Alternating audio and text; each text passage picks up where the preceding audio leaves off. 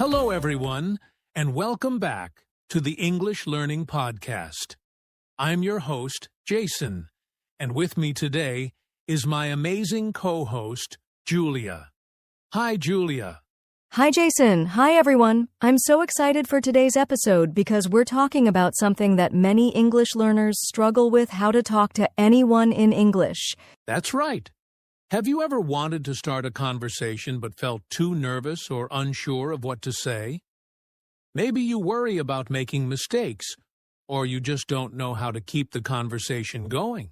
Oh, I've definitely been there. I remember when I first started learning English, I would practice grammar and vocabulary a lot, but when it was time to actually talk to someone, I froze. I was too afraid of saying something wrong. And that's so common. Many learners feel the same way. But here's the good news: you don't need perfect English to have a great conversation. Today, we'll show you how to talk to anyone in English with confidence. Yes, we'll cover why people struggle, how to overcome fear, simple ways to start a conversation, and how to keep it going naturally. Plus, we'll share some common mistakes to avoid and tips to end a conversation politely. So, whether you're at work, traveling, or just making friends, this episode will help you feel more comfortable speaking English with anyone. Absolutely. And don't forget to stay with us till the end because we'll also share a simple exercise you can do every day to improve your speaking skills. All right, let's get started. First, let's talk about why people struggle to talk to others in English and how to overcome those challenges. So, before we talk about how to start great conversations, let's first understand why many English learners struggle to talk to anyone in English. Julia, what do you think is the number one reason? Oh, that's easy: fear of making mistakes. A lot of learners worry that they'll say something wrong, use incorrect grammar, or pronounce a word badly, and then people will judge them. Yes, but here's the thing. Most people don't care if you make small mistakes. They're just happy that you're trying to communicate. Think about it. When someone speaks your native language with a few mistakes, do you judge them? Not at all. In fact, I usually admire their effort, but when you're learning, that fear feels so real. Have you ever been in a situation where you were too afraid to speak? Oh, absolutely. When I was learning Spanish, I used to overthink every sentence, and by the time I finally figured out what to say, the conversation had already moved on. Exactly. That's another big struggle: overthinking. Many learners try to translate everything in their heads before speaking, and that slows them down. Instead of focusing on the conversation, they're busy worrying about grammar and vocabulary. Right. And that brings us to another problem: lack of vocabulary. Sometimes people feel like they don't have enough words to express themselves, so they just stay quiet instead of trying to say something in a simple way. Yes, but here's a secret: you don't need a big vocabulary to have a conversation. You just need to use the words you already know in a natural way. We'll talk more about this later. Another reason people struggle is shyness and lack of confidence. Some learners feel too self-conscious and worry about what others will think of them. That's a big one. I used to feel nervous talking to native speakers because I thought they would judge my accent. But guess what? Most people don't care about your accent at all. Exactly. An accent is not a problem. It's a sign that you speak more than one language. That's something to be proud of. One more thing: cultural differences. Some learners struggle because they don't know how to start conversations in English. Maybe in their culture, people don't use small talk as much, so they feel uncomfortable making casual conversation. That's a great point. In English, small talk is really common, and it's an easy way to start conversations naturally. We'll go over some simple conversation starters in the next part. Yes. So, to sum it up, people struggle with speaking English because of 1. Fear of making mistakes, 2. Overthinking and translating everything, 3. Lack of vocabulary, 4. Shyness and lack of confidence, 5. cultural differences in conversation styles. But the good news is, all of these challenges can be overcome with practice and the right mindset. And that's exactly what we're going to help you with today. So, now that we understand the struggles, let's talk about how to build confidence and overcome the fear of speaking. Stay with us. Now that we know why people struggle to talk in English, let's focus on solutions. How do you overcome fear and build confidence? Julia, what's the first thing learners should do? Great question, Jason. The first step is changing your mindset.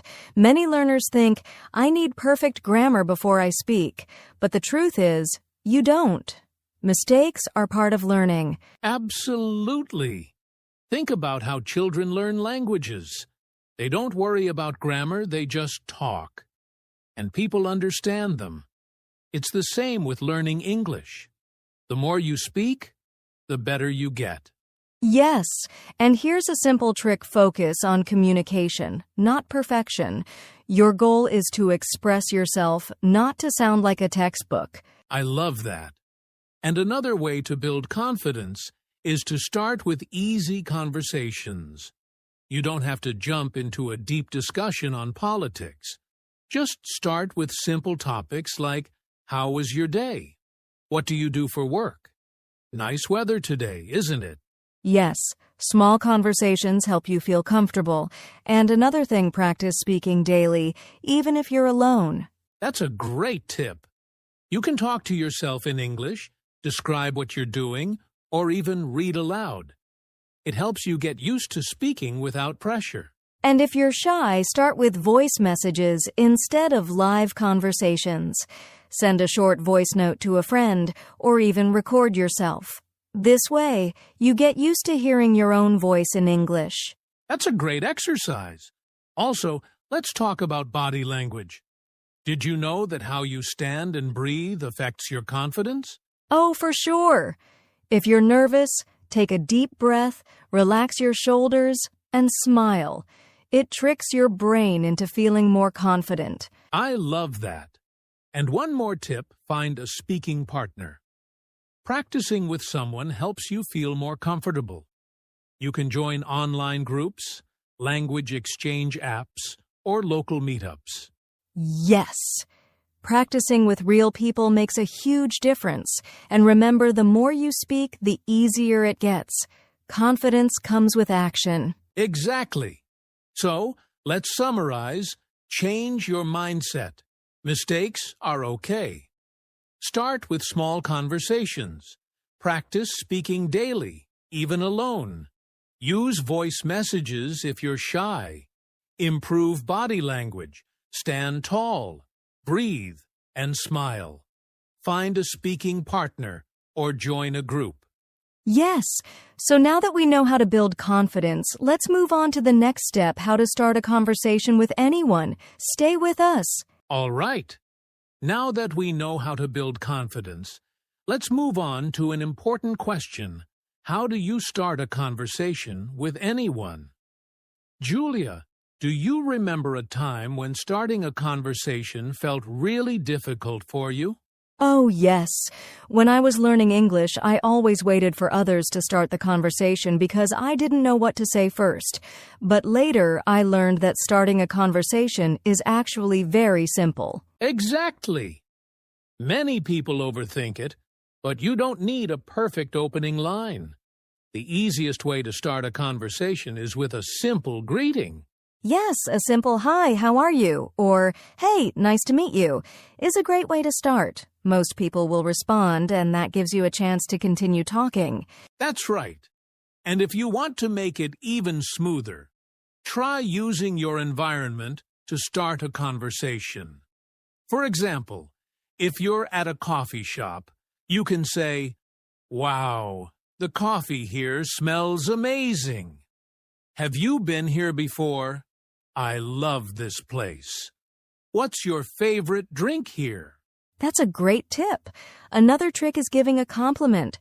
People love to hear something nice. You can say, "I love your jacket." "Where did you get it?" "Your English is really good. How did you learn it?" Yes. Compliments are a great way to make someone feel good and start a natural conversation. And if you're meeting someone for the first time, asking simple questions is the key. Oh, absolutely. People love talking about themselves. Just ask easy questions like, where are you from? What do you do for work? Are you enjoying the event? Exactly. And one of my favorites, talk about common interests. If you know someone likes music, you can ask, what kind of music do you like? If they love sports, ask, do you play any sports? Yes, and the best part is you don't have to talk a lot. Just ask a simple question and let the other person talk. That's a great point.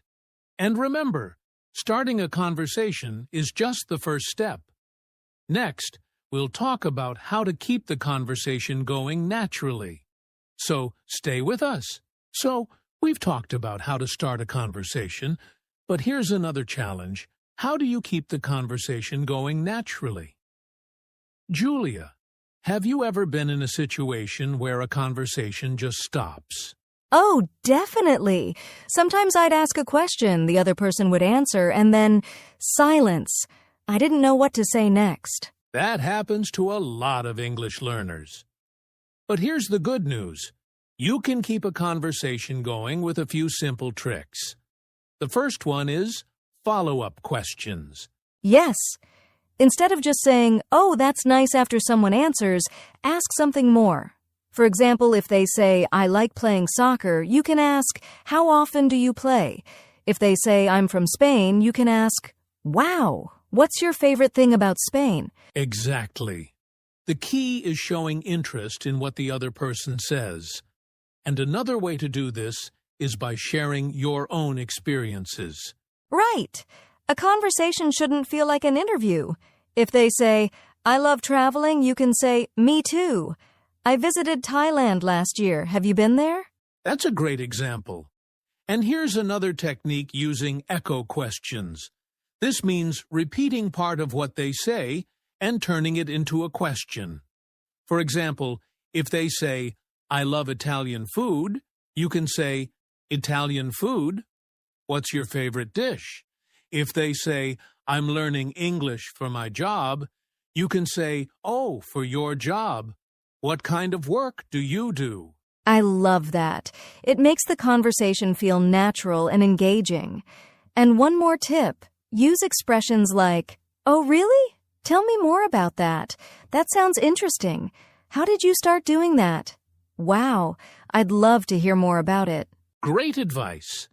And remember, be a good listener. When someone is talking, don't just think about what to say next. Really listen and react to what they say. Yes. People love talking to someone who listens and responds with interest. And if you ever don't know what to say, just smile, nod, and say, that's really interesting. That keeps the conversation flowing. Perfect. So, let's summarize, ask follow-up questions. Share your own experiences. Use echo questions. Show interest with expressions. Be a good listener. Yes, and now that we know how to keep a conversation going, let's move to the next challenge, how to end a conversation politely. Stay with us. All right, we've learned how to start a conversation, keep it going, and even how to end it politely. But now, let's talk about something really important common mistakes English learners make when talking to people.